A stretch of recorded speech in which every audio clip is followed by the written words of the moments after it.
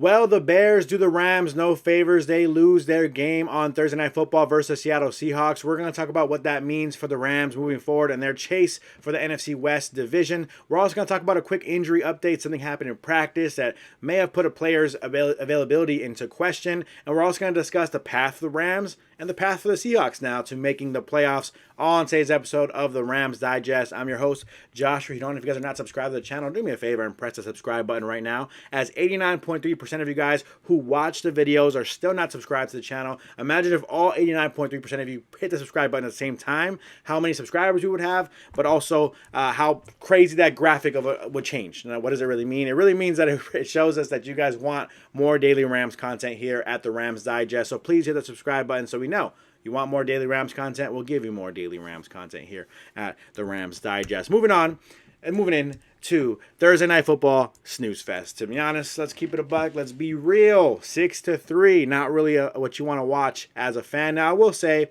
as from the Rams perspective, right, it was interesting to see. Yes, you didn't want to see a 6-3 game. You never really want to watch a game like that. But it was a good defensive battle, for one. But two, I think the biggest thing is when you're watching a game like that, in general, it's tough to watch. But as a Rams fan, right, watching this, rooting for the Bears, I was kind of happy every time Seattle didn't do anything on offense, because it meant the Bears had a chance to do something and either take the lead or tie the game or whatever. So it was interesting from that perspective. Kyren Williams made some nice plays in the fourth quarter, but ultimately the Bears just looked like the Bears, and they go on their 10th straight loss.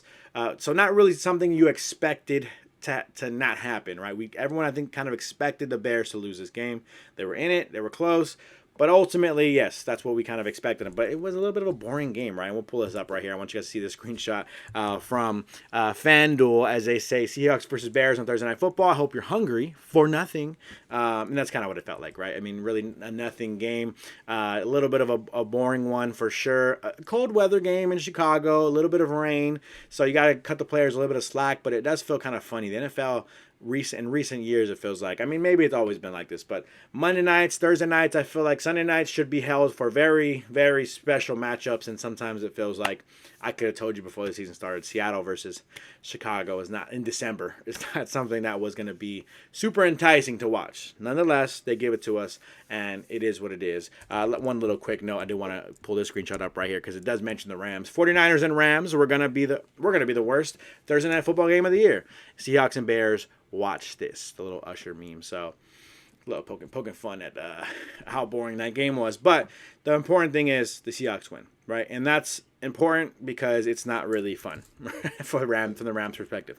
Again, not really a big deal. I do want to emphasize that. I think a lot of Rams fans probably feel this way. Not a big deal. I don't think that many Rams fans were watching this game like, oh my God, we need Chicago to win. It was nice to see that it was close. It was, nice to have hope at some point that that could happen. But ultimately, not something you expected to happen. So I don't think many Rams fans were hanging the edge of their seat watching this game, hoping Chicago could win, because it's not the end of the world that Seattle won. But it does make things a little bit complicated, right? It kind of muddies the waters a little bit from the Rams' perspective, and it is a little bit concerning moving forward on the path for both these teams to make the playoffs, because you really raise your chances a lot if you're the Seattle Seahawks in terms of making the playoffs. And so that does, if their chances are raised, that just means the Rams' chances were lowered. Just a little bit. The Rams still are in control right now of the division. I don't want to be a downer here. I just want to say that it would have been nice, again, if Chicago won that game. They don't. There still is a chance and a hope for the Rams moving forward to actually clinch by Tuesday morning. They would know once the week is over. They would know whether or not they're going to clinch the NFC West. But that is pretty unlikely. It looks like we're going to have to see a Week 18 matchup versus Seahawks between the Seahawks and the Rams to really kind of finalize this and see who will take home the NFC West division and actually make the playoffs. Moving on from that, we'll actually pull this up here. I do want to do a quick little injury update before we get into the details on the past for the Rams and the Seahawks, because it is kind of a big one, right? Rob Havenstein, shoulder. He is now questionable, and we talked about this the other day, right? I said the Rams are getting healthy at the right time. They are looking pretty good, right? And you're happy, you're excited. If the Rams could be as healthy as possible, nobody really wants to see them in the playoffs, and that still is the case, regardless of a Rob Havenstein injury, regardless of a couple injuries here and there. And nobody really wants to see the Rams. Every team is dangerous in the playoffs, but the Rams especially, if you have Stafford, Puka, and Cooper Kupp on the field, along with Kyren Williams in the backfield, it's a concerning team to play for sure. But Rob Havenstein being questionable is a little bit concerning. He did miss practice on Thursday. Yes, missed practice on Thursday today. But let's pull this up here so you guys can see what we're talking about here. As this is the official injury report from the Rams ahead of their matchup versus Arizona Cardinals. 2 players on it. Alaric Jackson, just to get him out the way, it was actually resting. No practice Tuesday, Wednesday, or Thursday. Did not practice Thursday, especially because of rest. And I believe the Rams didn't have practice on Tuesday because they were probably giving the players some time to rest and celebrate, Christmas Eve. But limited on Wednesday for Rob Havenstein. And so he's now questionable because he went from limited on Wednesday to did not practice on Thursday. So not the best of news, but something that isn't super crazy concerning at the moment yet. We'll have to wait and see what happens. If he doesn't play on Saturday, fine. Let's see how the Rams play versus the Cardinals without him. But if he's lingering, it's bothering him throughout the week. Next week, it definitely gets concerning if the Rams somehow lose their game versus the Cardinals, right? And all of a sudden he can't go against the Seattle Seahawks. Very, very concerning in that sense. But let's not think too far ahead. Let's just hope that he's actually healthy enough. He's just questionable right now, so let's hope he's healthy enough to actually get through this game. If he can play, definitely a huge, very important player for the Rams to continue to be what they're doing what they're doing in the run game, but also protect Matthew Stafford so he can get going in the passing game. But again, just a small update. He's questionable, shoulder injury. We'll see what happens Saturday. They're probably going to announce something tomorrow on Friday, and Saturday morning, hopefully we have news that he's actually ready to go to play, but we'll see. Might be a game time decision type of situation. Moving on from that, I just talked about the injury updates. So actually move on to this one. How can the Rams clinch? That's what we're all here to kind of wonder. Now that Seattle won their game, what does this mean for the Rams? How can they now take care of business and clinch? We talked about this already. Win out and you clinch. That's kind of the simple way. But there is a chance, and we talked about this earlier as well, a very complicated chance that the Rams could actually clinch by Tuesday morning. Meaning that once these games are done this weekend, they'll know actually they clinched. We're good to go. Don't even worry about Saturday. It doesn't matter because of strength of schedule and blah, blah, blah, things of that nature. But this is that situation here. So let's pull it up so that you guys can see. First, let's take a look, as I forget what screenshots I put up. Let's take a look at this real quick. I just want to show you guys. 9-6 for the Rams is their record at the moment, 60% win percentage, versus the Seahawks being now 9-7. Again, obviously the Seahawks did play one more game than the Rams. The Seahawks just had their Week 17 matchup on Thursday Night Football versus Chicago. So the Rams are in a position where they beat the Arizona Cardinals. All of a sudden, they are in a pretty nice, pretty good place. They have 10 wins versus Seattle's 9. You take care of business versus Seattle. Business is taken care of. We can all go home happy and go to the playoffs. The concern still is, first of all, the fact that they have the same amount of wins as the Rams right now just looks concerning, right? But the concern is, and we'll move on to the next screenshot here. Here is their path right here, right?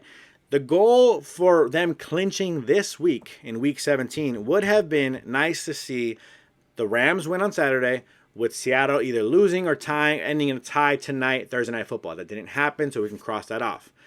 LA Rams tie versus Arizona. Seattle loses, right, versus the Chicago Bears on Thursday Night Football. That didn't happen. We can scratch that off as well. So the top 2 options for the Rams clinching this week have already been crossed off. We talked about this in the video I posted earlier today. This is a scenario that gets really wonky, really weird, really crazy, but if you really want to wake up Tuesday morning saying the Rams are NFC champs, this is a scenario you kind of are going to pay attention to. The Rams need to win on Saturday. That's a given. They win Saturday. They have 10 wins. All good. We feel good about that. If the Rams win on Saturday, they would need at least 3.5 wins. Essentially, they need 4 teams to win. 4 of these 6 teams to win a game. Washington Commanders, Minnesota, almost said Timberwolves, Minnesota Vikings, San Francisco 49ers, Buffalo Bills, Cincinnati Bengals, and the Cleveland Cavaliers. Are you guys following me here? Okay, the Rams need at least 3.5 wins from these 6 teams. So they need 4 of these teams to win. It's kind of crazy to say that they would need the Buffalo Bills to win, the Seattle Seahawks to win, the Cleveland. But that's kind of the scenario that the Rams are in, which again is why I was kind of hoping, I think most Rams fans were hoping that Seattle just, didn't play well, which they didn't really play well, but they didn't play well, had a bad game. Kyren Williams looks like, the first overall pick all of a sudden, and he's playing great and he wins the game. Didn't happen, but that would have been nice because now we have to worry about something like this, right? Ultimately, again, we keep talking about this. If the Rams simply win out, all is good. But I am kind of hoping that the Rams can get some rest days. It would be nice to have some time to rest on week 18, to not stress about the game, to have a hard-fought division rivalry game right before the playoffs start. You could look at that two ways. You could say, one, the Rams want to have that battle so that way they can still be hungry and ready to go when the playoffs come around. Or two, you say, no, I'd rather our guys rest, have some time to chill, have the backups come in and play a live game versus a division rival who's kind of upset that they're out of the playoffs now. So it'd be nice to see, our starters get a little bit of rest while the backups get some playing time so they're ready to go in case they're needed in the playoffs. Two kind of sides of the coin. I lean towards, the latter, right? I lean towards the let's just get these guys a chance to rest. Let's wake up Tuesday morning going, okay, Rams are in the playoffs. We can breathe a little bit. At this moment in time, this is what we're going to have to do. So I want to pull that up one more time. I want you guys to see this, okay? You need 3.5 wins of this. So we need at least four of these teams to win. Let's make it like that. Make it simple. 4 out of these 6 teams to win. Washington, Minnesota, San Francisco, Buffalo, Cincinnati, and Cleveland. 4 of those teams win their games, which I think multiple of them are favored in their matchups. Then we're all good to go, and the Rams would clinch on Tuesday morning. So it does make it a little bit complicated for sure. And if you guys really want to pay attention to the Commanders, the Vikings, the Niners, the Bills score, the Bengals score, the Cleveland Browns score. I'm pretty sure I called they called them the Cleveland Cavaliers at some point in this video. I'm so sorry. The Cleveland Browns, right? If you want to root for all those games and 4 of those teams to win their games, you go ahead and do that. I don't know if I can keep track of all those games, but I will try to update you guys as we move along throughout this weekend, right? But again, first things first, the Rams got to take care of business. Their game's first on Saturday anyways, as opposed to most of those games on Sunday. So take care of business, beat the Arizona Cardinals, which is not going to be an easy thing to do, and then we'll worry about the other things as we go along. Moving on to something I don't really want to talk about, right? Something I don't think you guys even want to hear, but how can the Seahawks win, right? I think that's something that we need to look at, something that Rams fans should probably consider. How is it that the Seahawks can go ahead and steal this division from the Rams, which at this point, it really would feel like the Seahawks would swoop in and steal the division if they won at this point, right? So let's pull that up real quick and let's see what we're talking about. So we're talking about this is the way the Seahawks would win the division, win the NFC West. The Seahawks' simplest scenario is to finish 2-0 while the Rams finish 0-2. So that's if you're a Seahawks fan, you're desperately rooting for the Rams to lose versus the Arizona Cardinals, which is possible. The Arizona Cardinals, I do want to mention this for a second. The Arizona Cardinals are not a bad team. They've been playing bad football and they are eliminated now. But let's not forget that the Cardinals gave Sean McVay his biggest loss in his career. It was like 44-6 or something like that. So let's not forget, okay? This team is good in Arizona. They have talent in Arizona. And now they're not happy that they made the playoffs. They would love nothing more than to beat the Rams and ruin the Rams, playoff hopes, right? Or at least throw a kink in the Rams playoff hopes. For sure, that's what the Arizona Cardinals would want to do. So if the Rams lose both games versus Arizona and Seattle, would be tough. They'd be out, and obviously that'd be a tough way to go out. Seattle finishes 1-1, which right now so far they won one. But they would still need the Rams to finish 0-2. So obviously that scenario is already scratched out because they just beat the Bears. So they literally couldn't finish 1-1. There's no way they can finish 1-1 now, while also the Rams finishing 0-2, since the Rams would, if Seattle loses, they would be 1-1, but they'd be out of the playoffs right at that point. So Seattle and the Rams both tie Week 17. That didn't happen as well. We can scratch that scenario off. Let's not even talk about it. Let's not even break it down. Seattle overcomes 9-win deficit in strength of schedule.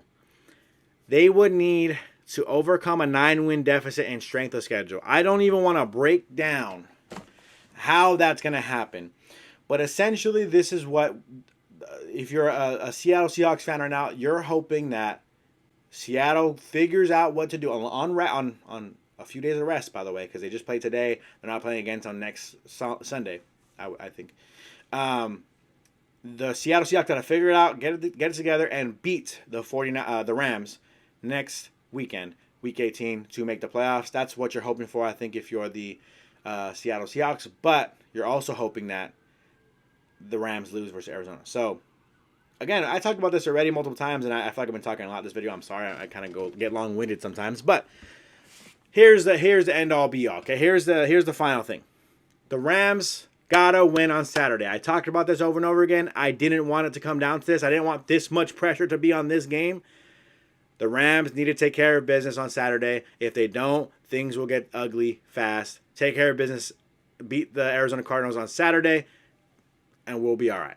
That's kind of really what it feels like for the Rams, from the Rams side of things. So let's hope for the best.